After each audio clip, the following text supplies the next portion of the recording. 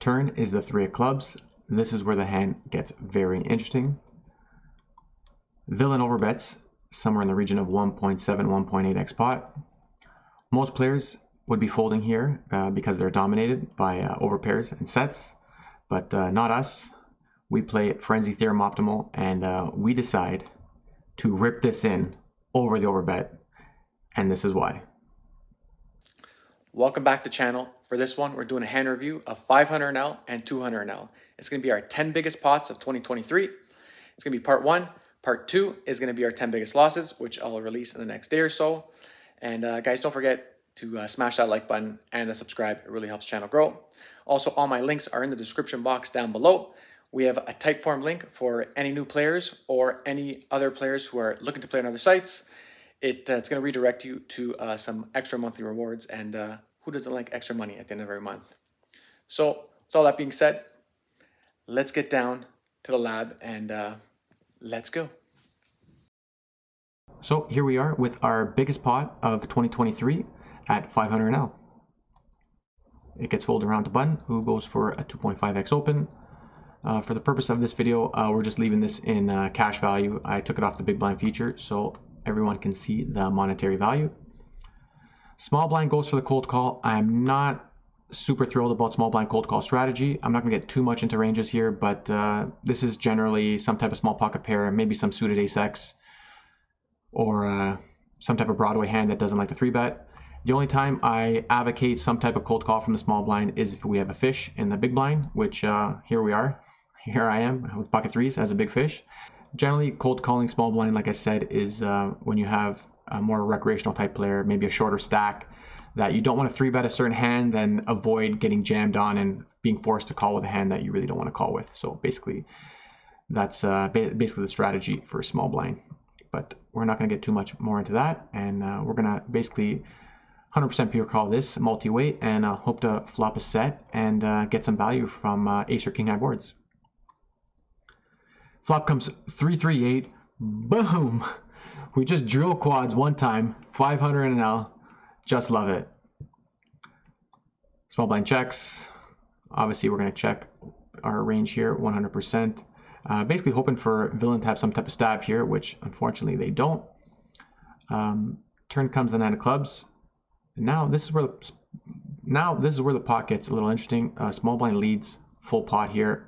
Basically here I'm considering having somewhat of a raising range because I would like to get stacks in by the river, but our hand just looks way too strong here. Basically the only hands like that villain has as value here is pocket 8s or 9s.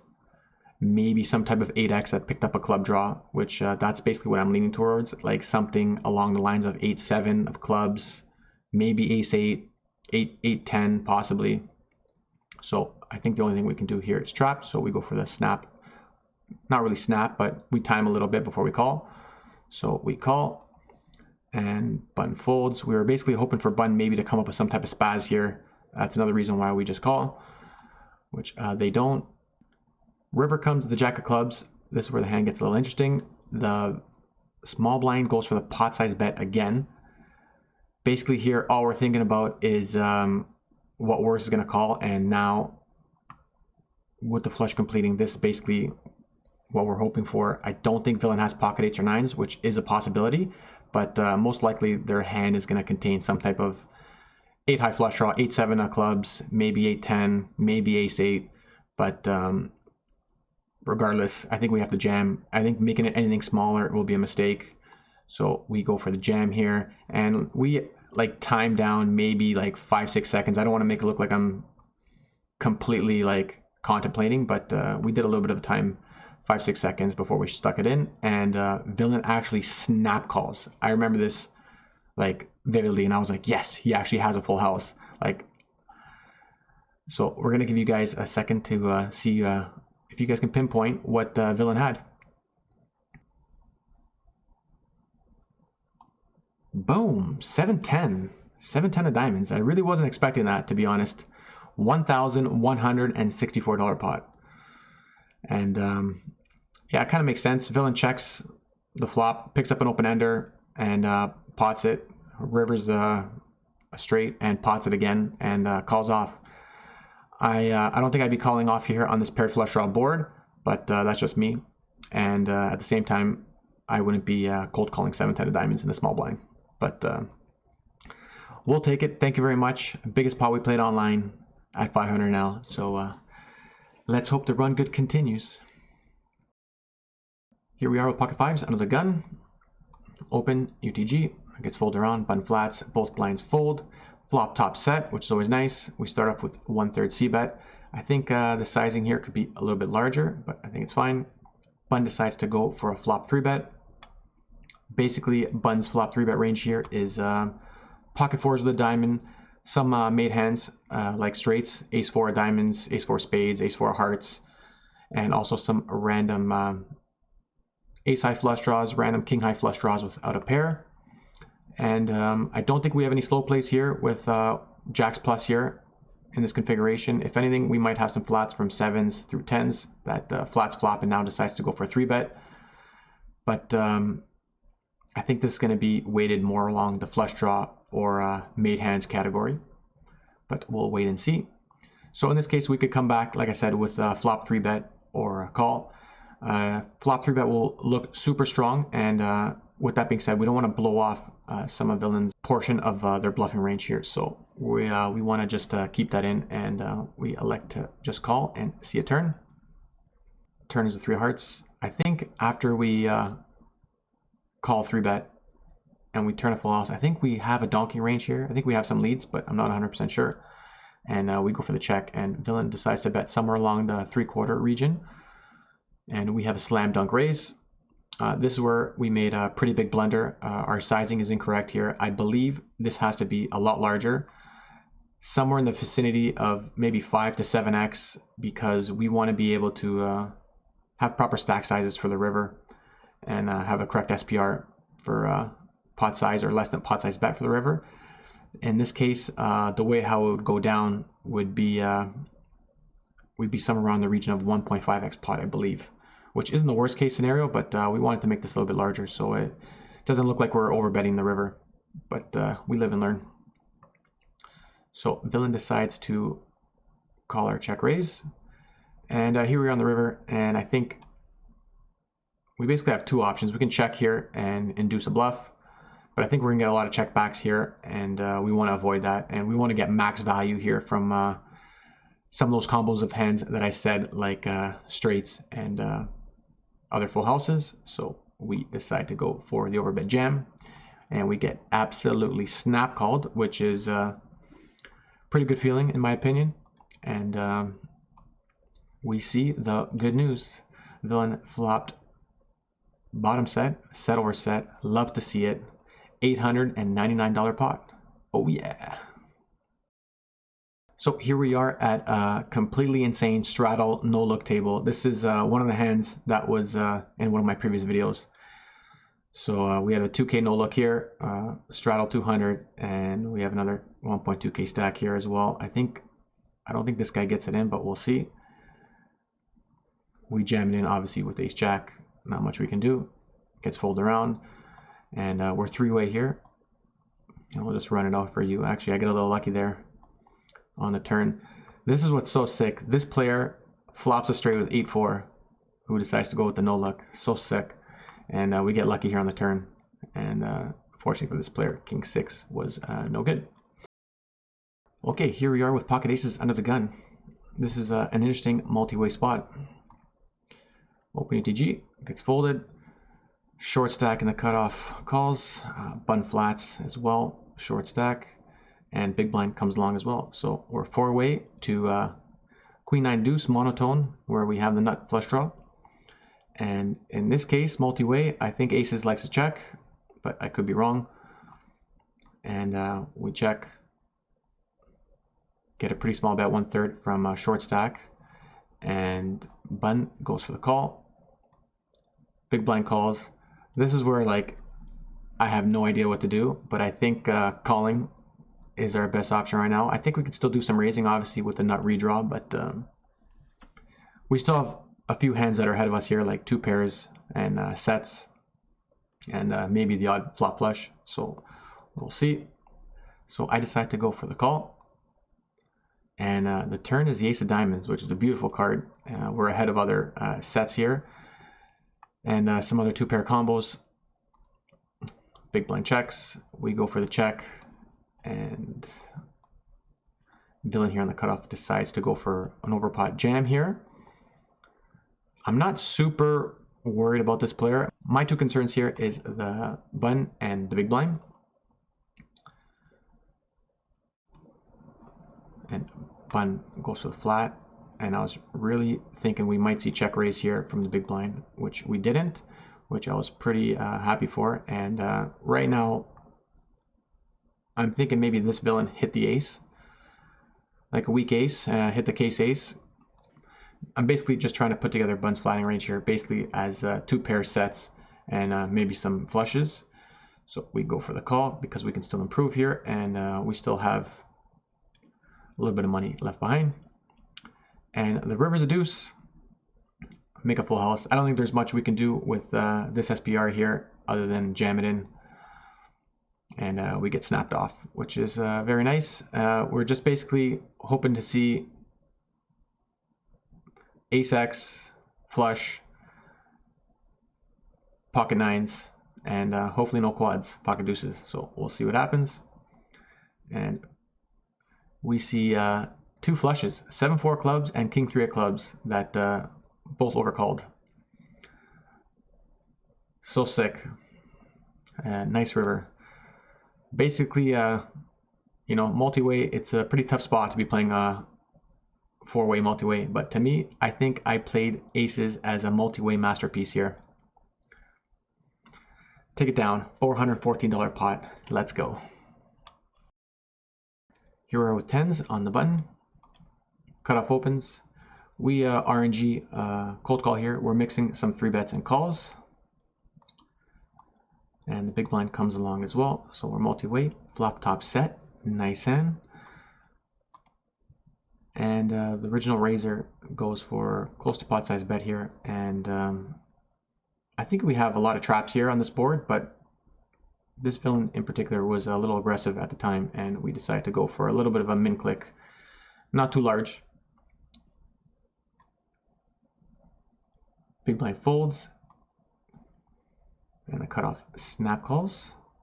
Turn a full house. Villain checks. I think we do a lot of checkbacks here as well as some traps. But in this case, I decided to go for the 1/4 super small value town bet and basically even use this as a little bit of an induce, maybe to induce it to spaz, which looks like what's happening here. We get check raised here, quite large. And villain leaves $20 in behind, which is quite strange. Usually, if villains have any type of value, usually they just check shove it in. But some players do this when they actually have value, which is quite interesting. But we're not going to read too much into it. We have a full house, so we actually just call. And river at 10. Quads 1 time again.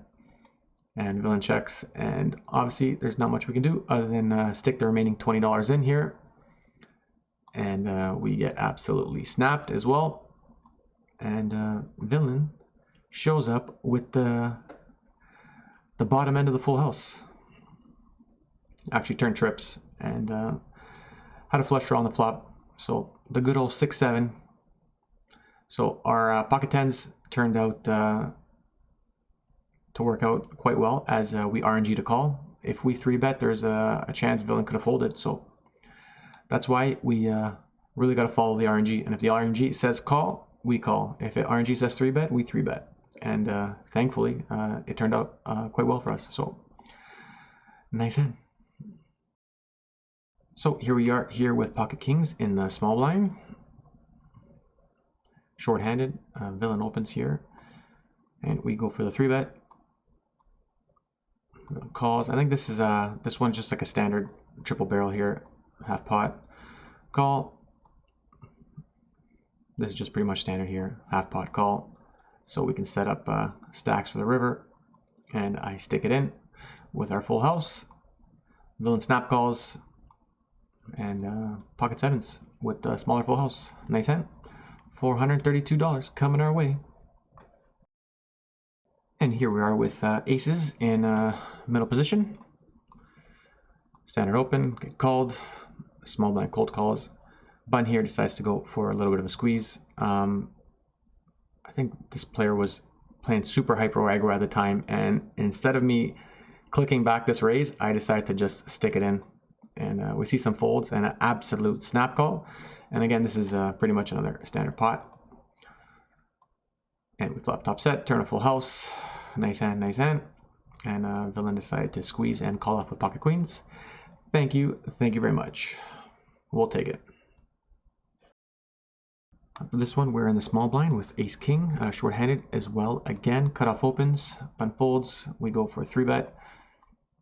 Villain calls, flop top pair, top kicker, backdoor flush draw. We're going to start off here with standard half pot. I think this is a standard triple as well. I think we barrel here as well, half pot. And river, not much to say other than jam this in, get value from worst king X, queens, and possibly jacks, but most time we're going to see king queen here. And we stick it in. And a little interesting, we see the good old ace 8 get an ace high float, turns top pair, turns middle pair, and decides to call down. So we'll take it. $413. We love it. We'll take this all day. Here we are with ace deuce of diamonds in the cutoff. We open. See a fold and small blind 3-bets. And here we like to go for the cold call. We ace deuce. We have some 4-bets here as well in our range, but we RNG a call, and we see a flop of 10 high with a backdoor straight. Villain checks. I think I don't think we have any stabs here. I think we're checking back here quite a large portion of our range. We are ahead of some king highs, and we have some equity if villain has some pocket pairs that missed here, like 6s, 7s, or 8s. So we check. Turn is where it gets interesting. It's the ace of clubs. Villain goes for quite a large sizing here. I think I'm a little weary here. I'm behind some 2 pairs here, ace 10 of spades and ace 5 of spades as well. Villain does also have 2 pair combos with the ace of hearts, ace 3 of hearts, as well as ace 4 of hearts with the straight draw. So we have to really be apprehensive here, as well as we are outkicked here a fair amount of the time with ace king, ace queen, and ace jack. So still too early in the hand to fold, so we go for the call. But like I said, we have to still be apprehensive here. Turn is a deuce. I mean, this is a good card and a bad card depending on how you look at it. To me, it's a slam dunk at first, but after, when villain decides to go for the overbet jam here, we decided to think about it for a sec. I mean, I'm not gonna lie, I pretty much snapped off in like 3 seconds, but I just quickly, you know, looked at this board, and I knew I was behind ace 4 of hearts, ace 3 of hearts, ace 10 of spades. There's a few combos that I'm behind here, but with all that being said, I was still ahead of many ace X of hearts with queens, ace queen, ace king, ace jack, and all other offsuit combos with 1 heart, either an ace of hearts or king or queen of hearts that we are ahead of. So I elected to snap call. Like I said, it took me about 2-3 seconds, but I was a little bit weary. So villain shows up with the good old ace queen offsuit. Thank you very much for the $400 pot. In the cutoff with pocket jacks, we open, blind folds, small blind 3-bets, big blind gets to the way. Here we have a mixing strategy. We have some 4-bets and we have some calls. At this point in time, we RNG a high frequency call, which we do. Flop's pretty decent, overpair, backdoor straight, backdoor flush draws. Villain goes for the C-bet here at quite a large size at 3/4 pot. This could be a variety of things, but we're not going to read into it too much at this time. I think our hand likes to pure call here. We're still ahead of a large portion of villain's range with pocket 9s, pocket 10s, and some overs and some flush draws. So think calling is the best thing. Turn is the 3 of clubs. This is where the hand gets very interesting. Villain overbets somewhere in the region of 1.7, 1.8x pot. Most players would be folding here because they're dominated by overpairs and sets, but not us. We play Frenzy Theorem Optimal, and we decide to rip this in over the overbet, and this is why. Basically here, we want to force a portion of villain's drawing range to get it in worse, like their Broadway overs and flush draws that don't have a pair. And we don't want any bad rivers to kill the action. So this is the reason why we jam. Villain calls, and we see a river of 9 of clubs. Villain actually asked to run it twice, so we do. And we see another river, which is a 5 of hearts. And quickly before I turn the cards, like I just want to say, like we are dominated here a portion of the time by some overpairs and some frequency sets with pocket 8s and pocket 7s at 3-bet from the small blind. But I think jamming here was a correct play, and hopefully we get to take this one down. So let's check it out. And here we see the good old Ace 5 of diamonds, which is a pretty nice hand. Villain had some decent equity here with some flush draws, some gutters, and some pair outs. Villain could have rivered any ace that could have beat us as well. So I still like my jam. But like I said, with these rivers, we could have lost a lot of action by villain checking and possibly us even checking back.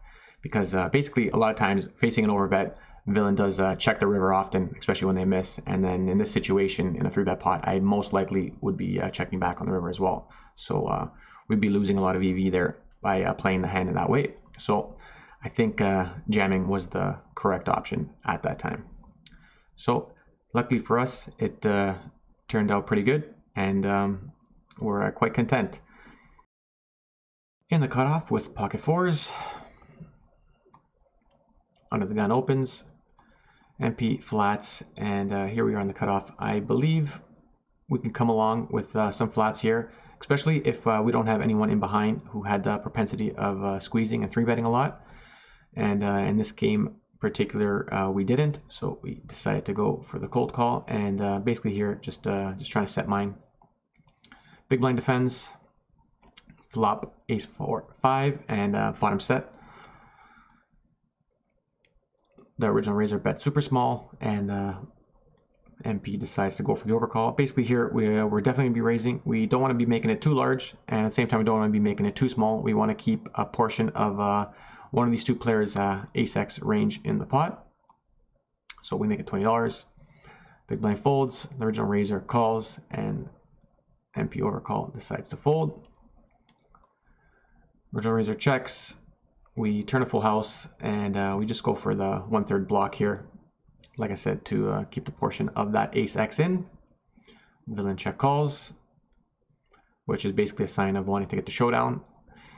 Villain checks again, and we basically just rip this in to get value from ace-x, ace-10, ace-jack, whatever it might be.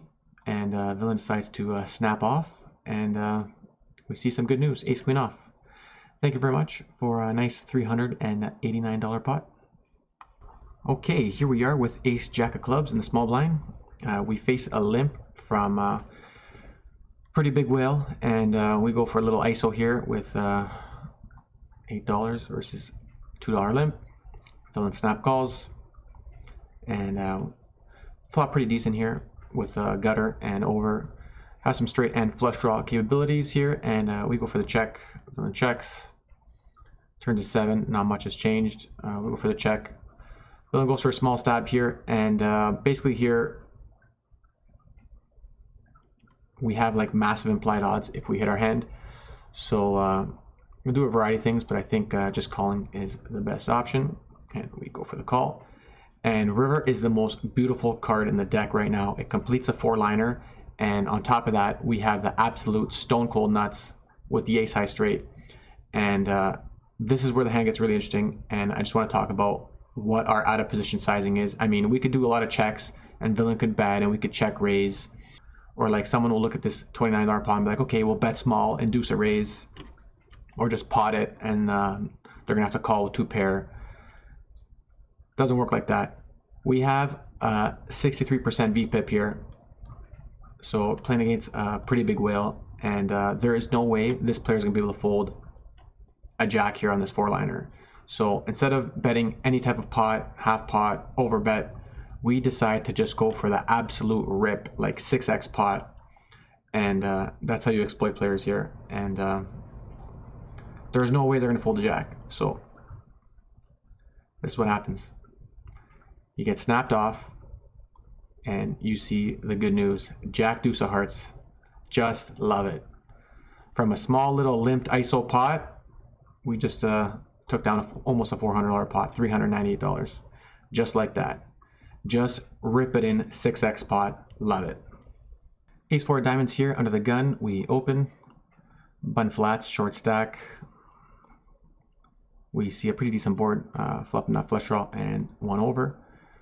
We see pot size bet here from short stack. I think here with ace 4 we only have one option, and it's just to check jam this in. And villain snaps us off.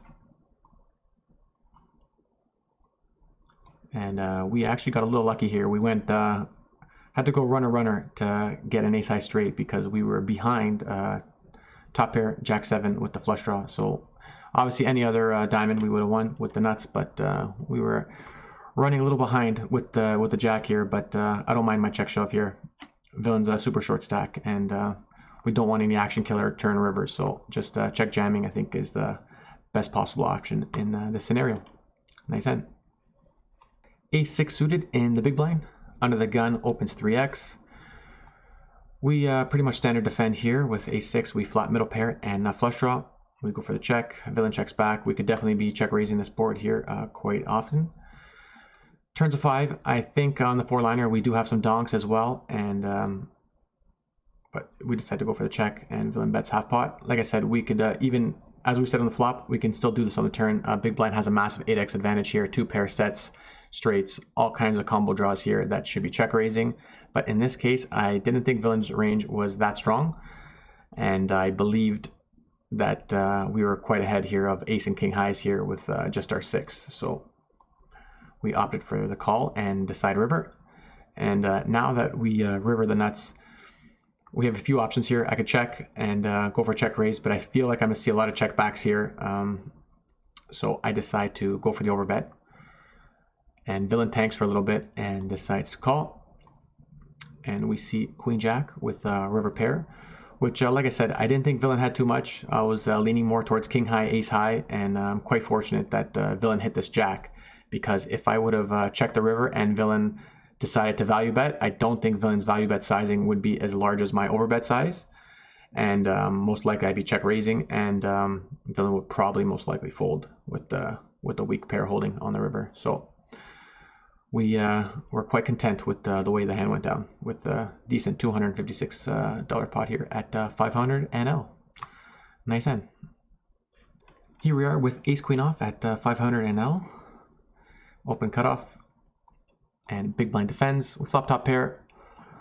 I think this spot is just a triple barrel here on this ace high rainbow board. Villain check calls. I think here on the turn, the 3, we're going to be barreling as well.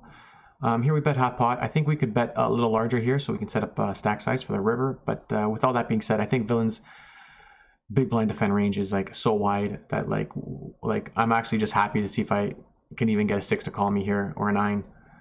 So we stay with a small size bet.